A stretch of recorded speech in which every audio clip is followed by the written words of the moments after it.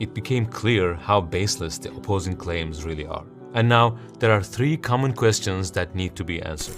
How can one man have 4 wives in Islam? Doesn't that make women seem less valuable? The second question is, why do women receive half the share of inheritance compared to men? And finally, does the Quran encourage hitting women in Surah An-Nisa verse 34? Let's start with the issue of marrying up to 4 wives. The most fundamental thing we need to understand is that this is not a command. It's actually a restriction. In the society where Islam emerged, polygamy was at its peak, and it was the source of many problems.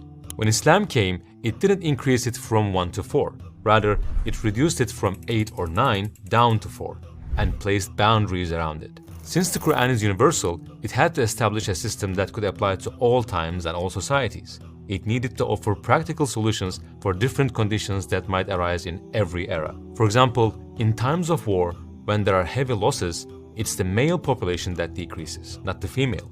During World War I and World War II, millions of men lost their lives. And as a result, millions of widows and orphan children were left behind. And they all needed care and support.